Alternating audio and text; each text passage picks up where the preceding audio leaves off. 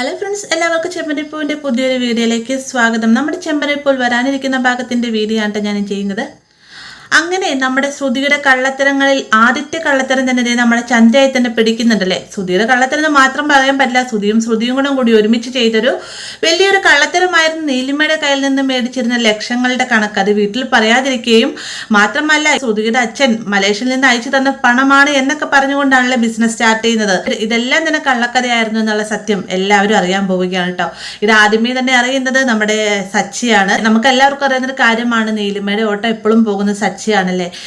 നാട്ടിലേക്ക് വരുന്ന സമയത്തെല്ലാം നീലിമയ്ക്ക് ഏറ്റവും കൂടുതൽ കംഫർട്ടായി തോന്നിയിരിക്കുന്നത് സച്ചിയുമായിട്ടുള്ള ഒരു പെരുമാറ്റത്തോടെയാണ്. അതുകൊണ്ട് തന്നെ സച്ചിയുമായിട്ടുള്ള റിലേഷൻ കൂടുതലും ഡീപ്പായിട്ട് തന്നെയാണ് നമ്മുടെ നീലിമ കാണുന്നത്. അത്രയ്ക്കും ഫ്രണ്ട്ലി മൈൻഡിലും കാര്യങ്ങൾ കൃത്യമായി തന്നെ ചെയ്യുന്ന ഒരു വ്യക്തിയാണ് നമ്മുടെ സച്ചി. അങ്ങനെ കാനഡയിൽ പോയിട്ട് തിരികെ വരുന്ന സമയത്ത് നീലിമ സച്ചിക്കായിട്ടൊരു കൂളിംഗ് ഗ്ലാസ് കൊണ്ടുപോയി കൊടുക്കുന്നുണ്ട്.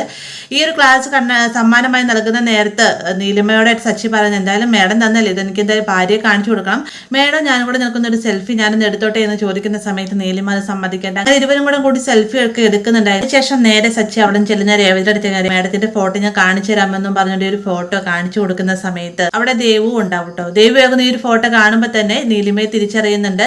അതായത് നമ്മുടെ ശ്രുതിയും രേവതിയും തമ്മിലാണ് ആദ്യം വിവാഹം ഉറപ്പിച്ചിരുന്നത്. ആ ഒരു സമയത്ത് ഇവർക്ക് വേണ്ടിയിട്ട് വിശ്വസ് അറിയിക്കുന്നതിന് വേണ്ടിയിട്ട് നീലിമ വന്നതെല്ലാം തന്നെ ദേവുവിന് ഓർമ്മ വരികയാണ്. ദേവു ആകുന്ന ഒരു കാര്യം രേവതിയോട് പറയുന്ന സമയത്ത് രേവതി ഒരു ഫോട്ടോ നോക്കുമ്പോൾ തന്നെ പറയുന്നുണ്ട്, ഇത് നിങ്ങളുടെ ഏട്ടന്റെ മുൻഗാമികയാണ്, ഇവരാണെന്ന് തോന്നുന്നു പണം മോഷ്ടിച്ചുകൊണ്ട് പോയതെന്നൊക്കെ രേവതി പറയുമ്പോഴത്തേക്ക് സച്ചിക്ക് എല്ലാ കാര്യങ്ങളും വ്യക്തമാവട്ടെ. സച്ചി വേഗം തന്നെ നീലിമയുടെ അടുത്തതിന് ചെന്നതിന് ശേഷം തങ്ങളുടെ പണം തിരികെ തരാനൊക്കെ പറഞ്ഞുകൊണ്ട് ഒരുപാട് ദേഷ്യപ്പെടുന്നുണ്ട്. ആ ഒരു സമയത്താണ് നീലിമ ഈ ഒരു പണം കൊടുത്തു എന്നുള്ള കാര്യങ്ങളെല്ലാം തന്നെ സച്ചിയോടായിട്ട് പറയുന്നത്.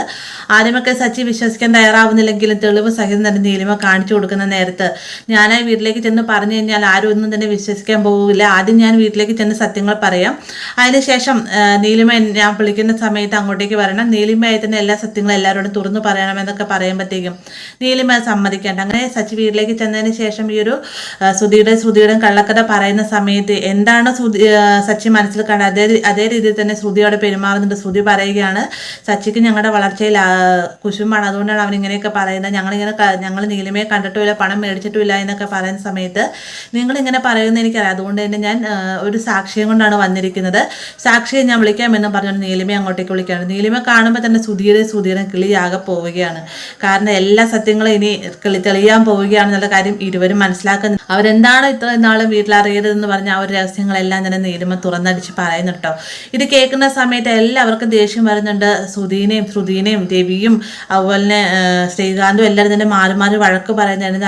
എന്നാൽ അവിടെ നല്ല രീതിയിൽ പ്രതികരിക്കുന്ന ചന്ദ്രയാണ്. ചന്ദ്ര വന്നതിന് ശേഷം ശ്രുതിയുടെ ഷോൾഡറിനെ കുത്തിപ്പിടിച്ചിട്ട് പറയുന്നുണ്ട്, ഈ കേട്ട എല്ലാം സത്യമാണോ എന്ന് ചോദിക്കുന്ന സമയത്ത്, അമ്മ ഞാനായിട്ടല്ല, ശ്രുതിയായിട്ട് എന്നോട് ഇങ്ങനെ പറഞ്ഞു തന്നാണ്, ശ്രുതി പറഞ്ഞത് പ്രകാരമാണ് ഞാൻ ചെയ്തത് എന്നൊക്കെ പറയുമ്പോഴത്തേക്കും ഉള്ള ദേഷ്യം മുഴുവനും ചന്ദ്രയ്ക്ക് ശ്രുതിയോടാവുകയാണ്. ചന്ദ്ര ശ്രുതിയോട് ഓരോ കാര്യങ്ങൾ ചോദിക്കുമ്പോൾ കർണം നോക്കി അടിച്ചിട്ടാണ് ചോദിക്കുന്നത്. മാത്രമല്ല വീട്ടിൽ നിന്ന് ഇറക്കി വിടാൻ ശ്രമിക്കുന്നുണ്ടെങ്കിലും തന്റെ മകന്റെ ഭാവിയെക്കുറിച്ച് ഓർത്ത് രവി പറയുന്നത്, ഒരിക്കലും അവളെ വീട്ടിൽ നിന്ന് ഇറക്കി വിടരുത്, മോളെ ശ്രുതിനെ വീടിൻ്റെ അകത്ത് കയറിപ്പോയെന്നും പറഞ്ഞുകൊണ്ട് ശ്രുതിനെ വീടിൻ്റെ അകത്തേക്ക് കയറ്റി വിടുന്നുണ്ടെങ്കിലും വീടിനകത്ത് വെച്ചും ശ്രുതിക്ക് നമ്മുടെ ചന്ദ്രയുടെ നല്ല പീഡനങ്ങളാണ് കേട്ടോ. ഈ ഒരു പ്രശ്നത്തിന് ശേഷം ശ്രുതിയെയും അകറ്റാനൊക്കെ ആയിട്ട് നമ്മുടെ ചന്ദ്ര ശ്രമിക്കുന്നുണ്ട്. അപ്പോൾ ഷോറൂമിലേക്ക് ചെന്നതിന് ശേഷം ശ്രുതിനോട് ഷോറൂമിൽ കടന്നുറങ്ങിക്കോളാനൊക്കെ ആയിട്ട് നമ്മുടെ ചന്ദ്ര വിളിച്ച് പറയുന്നുണ്ട്. അപ്പോൾ ശ്രുതി ഇങ്ങനെ ലേറ്റായിട്ട് വരുന്നതുകൊണ്ട് തന്നെ ശ്രുതിയുടെ ഉറക്കം ശരിയാവാതെ പിറ്റേ നേരം സമയത്ത് ശ്രുതി ഉറങ്ങിപ്പോവുകയും ശ്രുതി വന്ന് ഡോറിൽ തട്ടിയിട്ടും ശ്രുതി ഡോറ് തുറക്കുന്നില്ല. ചന്ദ്ര വന്ന് 2-3 വിളിക്കുമ്പോഴാണ് ശ്രുതി ഡോറ് തുറക്കുന്നത്. ആ ഒരു സമയത്ത് ശ്രുതി പറയുന്നുണ്ട്, ഞാൻ കുറച്ച് ഉറങ്ങിപ്പോയി, ഇന്നലെ നൈറ്റ് ശ്രുതി എൻ്റെ കൂടെ ഇല്ലാത്തതുകൊണ്ട് എനിക്ക് മര്യാദയ്ക്കൊന്നും ഉറങ്ങാൻ പറ്റിയില്ല എന്നൊക്കെ പറയുമ്പോഴത്തേക്കും, നീ കാരണം ഞങ്ങളുടെ ഉറക്കമല്ലേ പോകുന്നതെന്നൊക്കെ പറഞ്ഞുകൊണ്ട് ചന്ദ്ര ശ്രുതിനോടായിട്ട് ചോദിക്കുകയൊക്കെ ചെയ്യുന്നുണ്ട്. ചുരുക്കി പറഞ്ഞാൽ നമ്മുടെ രേവതിനേക്കാളും വളരെ ദുസ്സഹനീയമായ അവസ്ഥയിലേക്ക് നമ്മുടെ ശ്രുതി ഇനി കുറച്ച് എപ്പിസോഡുകൾ പോകുന്നുണ്ട് കേട്ടോ. അപ്പോൾ ഇങ്ങനെ ഭാഗം നമുക്ക് വരാനിരിക്കുന്നതാണ്. വീഡിയോ ഇഷ്ടമായി ലൈക്ക് ചെയ്യാനും കൂടെ ചാനൽ സബ്സ്ക്രൈബ് ചെയ്യാനും മറക്കരുത്.